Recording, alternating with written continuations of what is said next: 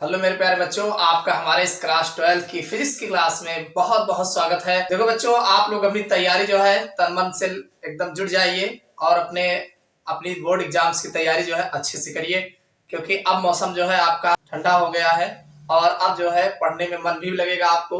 इसलिए आप लोग तैयारी अब जो है मन बना लीजिए और जो भी आप पीछे जो है गलतियां किए हैं, जैसे आपने नहीं पढ़ा है, उसको आप दूर करिए और डेली जो है कुछ ना कुछ याद करना शुरू कर दीजिए। डेली आप अपनी तैयारी करिए, कुछ नया पढ़िए और पुराना रिवीजन भी करते रहिए। इस तरीके से आप अपनी बोर्ड एग्जाम्स की तैयारी में जो है एकदम लग जाइए।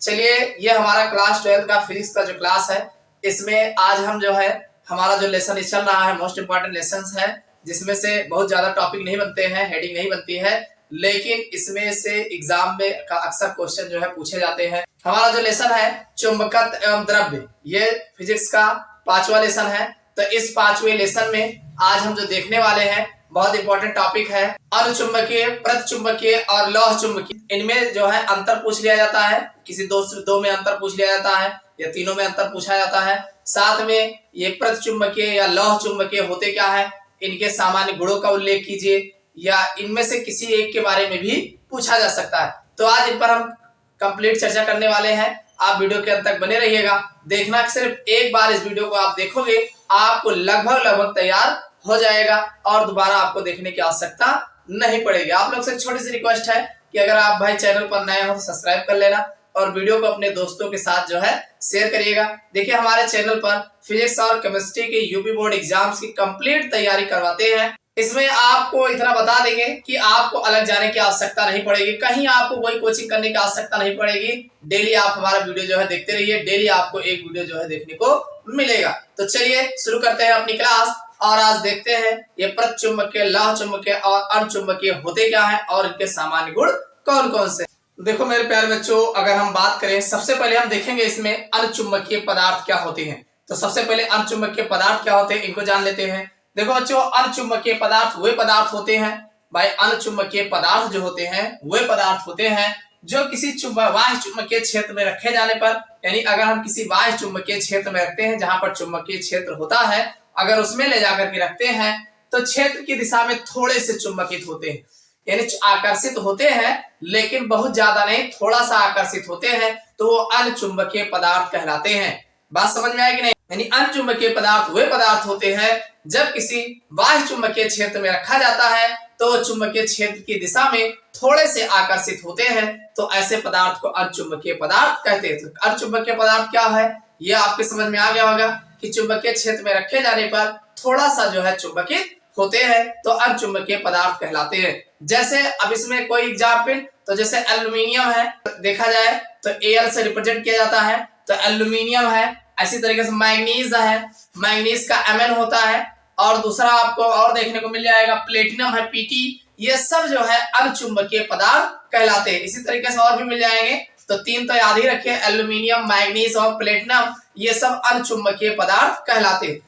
तो अर्धचुंबकीय पदार्थ क्या है, ये तो क्लियर हो गया होगा। अब हम देख लेते हैं इनके कौन से खास 3 गुण हैं।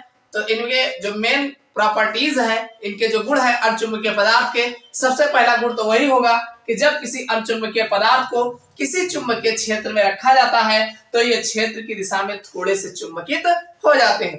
भाई अर्धचुंबकीय पदार्थ है, चुंबकीय क्षेत्र में कहीं रखोगे तो थोड़ा सा जो है उस दिशा में जो है चुंबकित हो जाता है। पहला तो यह हो गया। और दूसरे गुण की अगर हम बात करें तो अर्धचुंबकीय पदार्थ किसी बाह्य चुंबकीय क्षेत्र में रखे जाने पर पदार्थ के अंदर गुजरने वाली चुंबकीय बल रेखाओं की संख्या और निर्वात में चलने वाली बल रेखाओं की संख्या से अधिक होती है। ये बात नहीं समझ में आई? देखो, अब मान लीजिए हमारा ये अर्धचुंबकीय पदार्थ है, ये अर्धचुंबकीय पदार्थ है, इसको ले जाकर के जब चुंबकीय क्षेत्र में रखते हैं तो जो बाहर निर्वात में चुंबकीय बल रेखाएं चल रही होती हैं, उससे ज्यादा उस पदार्थ के अंदर चुंबकीय बल रेखाओं की संख्या होती है। यानी जो पदार्थ हम रखते हैं उसके अंदर निर्वात यानी बाहर चलने वाली चुंबकीय बल रेखाओं की संख्या की अपेक्षा ज्यादा होती है। वही लिखा है, अर्धचुंबकीय पदार्थ किसी बाह्य चुंबकीय क्षेत्र में रखे जाने पर पदार्थ के अंदर गुजरने वाली चुंबकीय बल रेखाओं की संख्या, जो पदार्थ के अंदर चुंबकीय बल रेखाएं गुजर रही होती है, चलने वाली संख्या निर्वात में चलने वाली बल रेखाओं की संख्या से अधिक होती है। यानी जो निर्वात में चल रही बल रेखाओं की संख्या होती है उससे ज्यादा जो है पदार्थ में चलने वाली बल रेखाओं की संख्या से अधिक होती है। ये पदार्थ हमारा होता है उसमें जो बल रेखाएं चलती हैं वो ज्यादा होती हैं किसकी अपेक्षा? निर्वात में चलने वाली बल रेखाओं की संख्या की अपेक्षा। समझ में आ गई बात। और अगली बात यह है कि यदि किसी अनचुंबकीय पदार्थ को, मान लीजिए कोई हमारा अनचुंबकीय पदार्थ है और वो तरल अवस्था में, कैसा है? तरल अवस्था, लिक्विड स्टेट में है, और किन्हीं चुंबक के ध्रुव के मध्य रखा जाए, यानी मान लीजिए दो चुंबकीय ध्रुव लगा दिया जाए, एक N लगा दिया जाए, दूसरा S लगा दिया जाए, और दोनों के बीच में उस लिक्विड के रख दिया जाता है, तो उस स्थान पर एकत्रित हो जाते हैं जहां पर चुंबकीय क्षेत्र की तीव्रता अधिक होती है। मतलब कि अब वो लिक्विड को जब आप बीच में रखोगे तो वो उस ओर जो है जाकर के इकट्ठा हो जाएंगे जहां पर चुंबकीय क्षेत्र की तीव्रता अधिक होती है। तो अधिक होती है वहां पर जब इकट्ठा होंगे तो इससे पता चलता है कि चुंबकीय क्षेत्र में थोड़ा सा चुंबकित होते हैं। तो समझ में आ गया होगा कि अनचुंबकीय पदार्थ क्या होते हैं और इनके गुण कौन कौन से हैं।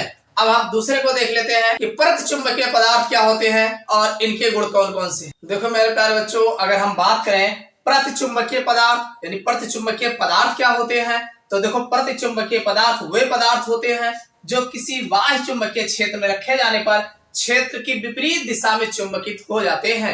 यानी प्रतिचुंबकीय लिखा है मतलब जिसमें प्रतिकर्षण होगा, आकर्षण ना होकर के ये प्रतिकर्षण होता है, तो वही कहा गया कि प्रतिचुंबकीय पदार्थ वे पदार्थ होते हैं जो किसी बाह्य चुंबकीय क्षेत्र में रखे जाने पर क्षेत्र के विपरीत दिशा में जो है, भाई चुंबक यहाँ रखा है और उसको यहाँ रखोगे तो अपोजिट जो है विपरीत दिशा में जो है चुंबकित हो जाते हैं। इनके इसी गुण के कारण ही इसे प्रतिचुंबकीय पदार्थ कहा जाता है। भाई चुंबकीय क्षेत्र की दिशा की ओर अगर आकर्षित होता तो अनचुंबकीय क्षेत्र कहलाता, लेकिन ये विपरीत दिशा में प्रतिकर्षित होते हैं इसीलिए इन्हें प्रतिचुंबकीय, भाई नाम है प्रतिचुंबकीय। और चुंबक की दिशा की ओर ना होकर के विपरीत दिशा में प्रतिकर्षित हो रहा है तो ये आपका प्रतिचुंबकीय पदार्थ कहलाते हैं। जैसे अब ये प्रतिचुंबकीय पदार्थ के एग्जाम्पल्स कौन कौन से आएंगे, जैसे आपका पानी हो गया, सोना है, चांदी है, बिस्मथ है, ये सब जो है प्रतिचुंबकीय पदार्थ की कैटेगरी में आते हैं। बात समझ में आ गई। नाम क्या है? प्रतिचुंबकीय पदार्थ। यानी अगर इसे हम किसी बाह्य चुंबकीय क्षेत्र में रखते हैं तो क्षेत्र की विपरीत दिशा में चुंबकित होते हैं, तो इसीलिए इन्हें प्रतिचुंबकीय पदार्थ कहा गया। जैसे पानी है, सोना है, चांदी है, बिस्मथ है आदि, इस तरीके से आपको देखने को मिलेंगे। अब ये प्रतिचुंबकीय पदार्थ के गुण क्या है, तो पहला गुण यह है कि प्रतिचुंबकीय पदार्थ किसी बाह्य चुंबकीय क्षेत्र में रखे जाने पर क्षेत्र की विपरीत दिशा में चुंबकित होते हैं। अरे क्षेत्र की विपरीत दिशा में होगा तभी तो प्रतिचुंबकीय पदार्थ कहलाएगा। एक गुण तो आपको याद हो गया। दूसरा गुण यह है कि इनमें चलने वाली चुंबकीय बल रेखाओं की संख्या, यानी जो हमारा पदार्थ है प्रतिचुंबकीय पदार्थ, इसमें जो चुंबकीय बल रेखाओं की संख्या चलती है वो निर्वात में चलने वाली यानी बाहर चलने वाली चुंबकीय बल रेखाओं की संख्या से कम होती है। अरे कम होती है इसीलिए तो प्रतिकर्षित हो रहा है, ज्यादा होती तो आकर्षित होता।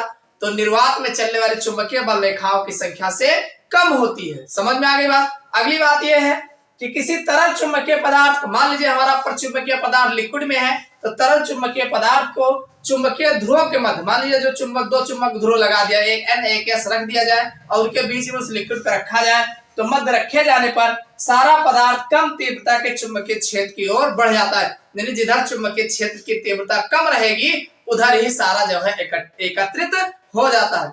भाई अगर चुंबकीय क्षेत्र की दिशा की ओर एकत्रित होता तब तो वो अनचुंबकीय हो जाता। अब वो विपरीत दिशा में जहां कोई चुंबकीय क्षेत्र नहीं है वहां जाकर के एकत्रित हो रहा है, तो ये प्रतिचुंबकीय पदार्थ का गुण होता है। तो समझ में आ गया होगा प्रतिचुंबकीय पदार्थ क्या है। अब हम बात करेंगे लौह चुंबकीय पदार्थ होते क्या है। देखो प्यारे बच्चों, अगर हम बात करें लौह चुंबकीय पदार्थ के, तो लौह चुंबकीय पदार्थ वो पदार्थ होते हैं, कौन से पदार्थ होते हैं, जो किसी बाह्य चुंबकीय क्षेत्र में रखे जाने पर वो क्षेत्र की दिशा में शक्तिशाली रूप से चुंबकित हो जाते हैं। यानी लौह चुंबकीय पदार्थ वे पदार्थ होते हैं जो किसी बाह्य चुंबकीय क्षेत्र में रखे जाने पर चुंबकीय क्षेत्र की दिशा में जो है वो शक्तिशाली रूप से चुंबकित होते हैं, तो उन्हें हम लौह चुंबकीय पदार्थ कहते हैं। बात समझ में आ गई। जैसे अनचुंबकीय पदार्थ है, किसी अगर चुंबकीय क्षेत्र में रखा जाता है तो चुंबक की दिशा की ओर थोड़ा से चुंबकित हो जाते हैं, तो उसे अनचुंबकीय पदार्थ कहा जाता है। ऐसे ही लौह चुंबकीय पदार्थ होते हैं, लेकिन लौह चुंबकीय पदार्थ में यह होता है कि ये बहुत ज्यादा शक्तिशाली रूप से बहुत तेजी के साथ जो है आकर्षित होते हैं, तो लौह चुंबकीय पदार्थ कहलाते हैं।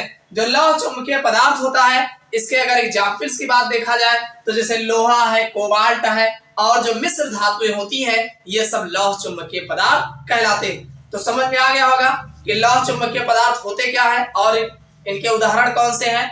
अब हम बात करेंगे लौह चुंबकीय पदार्थ के गुण कौन कौन से हैं। तो देखो जो लौह चुंबकीय पदार्थ होते हैं इनके जो गुण होते हैं, जो हमने अर्ध चुंबकीय पदार्थ के गुण बताए हैं सेम वही गुण होगा, बस थोड़ा से यहाँ ये शक्तिशाली रूप से चुंबकित होते हैं। तो पहला गुण ये है कि भाई इसे अगर हम किसी चुंबकीय क्षेत्र ध्रुवों के मध्य रखते हैं या चुंबकीय क्षेत्र में रखते हैं तो ये शक्तिशाली रूप से जो है चुंबकित हो जाते हैं। और दूसरा गुण इसका ये देखने को मिलेगा भाई लौह चुंबकीय पदार्थ में जो चुंबकीय बल रेखाओं की संख्या होती है वो निर्वात में चलने वाली चुंबकीय बल रेखाओं की संख्या से कहीं अधिक होती है, यानी बहुत ज्यादा होती है।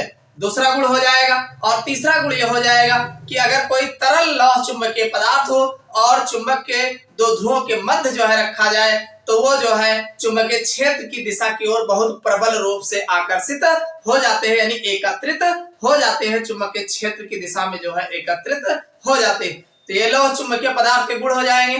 तो उम्मीद करता हूं अनचुंबकीय, प्रचुंबकीय और लौह चुंबकीय पदार्थ होते क्या हैं और इनके उदाहरण क्या हैं और इनके गुण कौन कौन से हैं समझ में आ गया होगा। इसी तरीके से अगर एग्जाम में इन तीनों में अंतर पूछा जाए तब भी आप आसानी से, हमें उम्मीद है कि आप लिख ले जाएंगे।